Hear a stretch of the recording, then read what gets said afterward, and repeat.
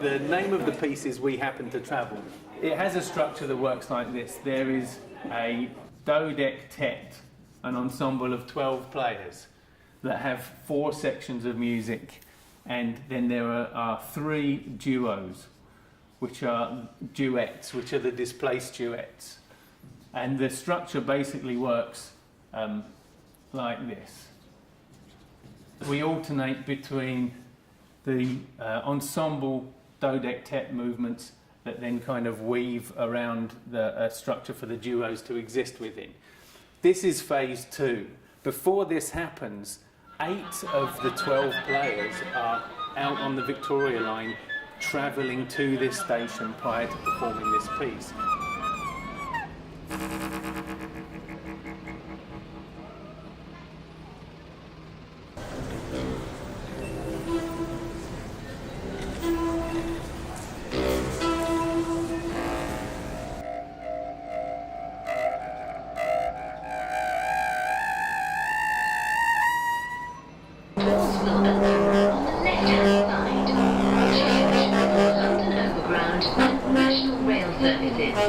And on their way they have a different set of material which they perform as they travel to kind of interact with the environment.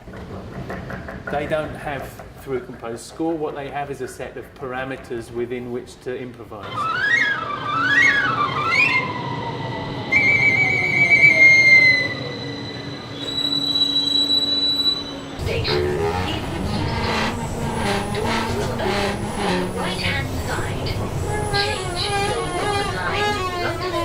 I've got a lot of wind instruments because I like the fact that they're mobile. A string instrument can kind of play indefinitely, but the aspect of breathing in wind playing is always interesting to me because it means that you need to manage the material.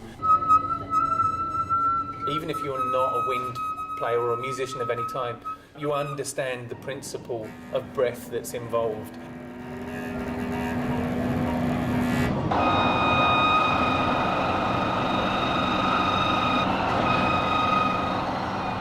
It's amazing to have Jenny involved making costumes. That's Nick, isn't it? What's great is that they do their job on their own. The player doesn't have to worry about that bit. Yeah, the razzmatazz in the non-slip. It's based on the Victoria Line tile design, so some of the performers may pass through the station that the design of their costume is based on. And so I did my own journeys and looked at the things that are there all the time that people then don't notice anymore, and abstracting them onto the body, which seemed to reflect the way that Matt had also been working. But also like practically thinking about how the performers would be seen or heard from a distance, so having to stand out, to give them the confidence to be able to kind of forget about what they're wearing in a way and be able to perform in an environment that isn't necessarily what they're used to.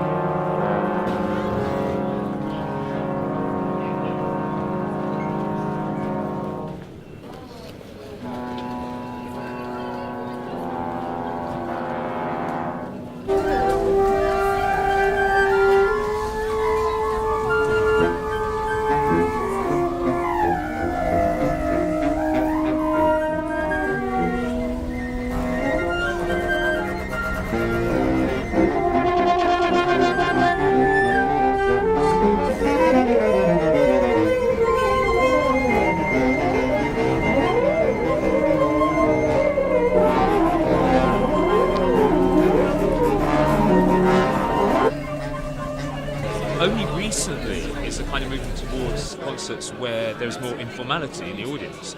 And this is obviously a very extreme example of that, where the audience is actually just people using a tube. One of the things that it brings is this enormous kind of enthusiasm and openness to whatever we're doing. And these people that I'd say in general probably had no idea when they woke up this morning they were going to be seeing something like this at King's Cross.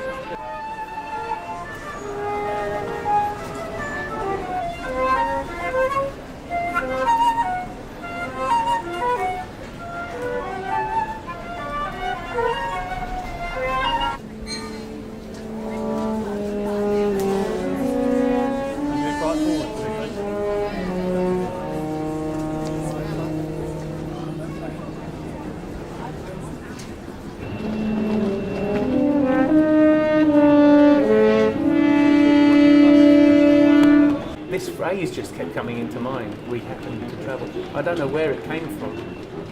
There's something about happening to. There's these chance elements in journeying, in travelling.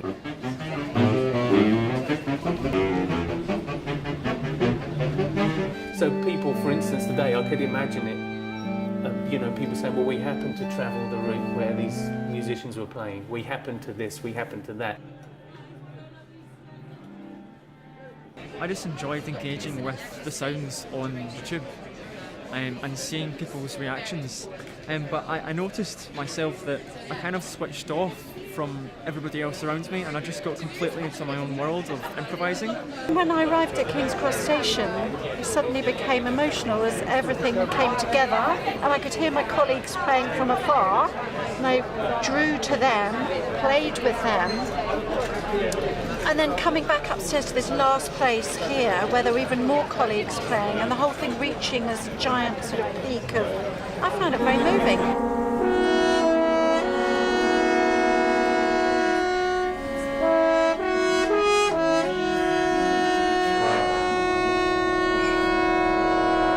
It just shows you what you can do in quite a busy public space as well without disrupting anyone and still allowing people to come to the work on their own terms. Which I think is probably one of the most important things. Then you can just do what you do and there's not this issue of do people want contemporary things or not. It's just, oh well, if people do they can have it and if they don't then they don't have to.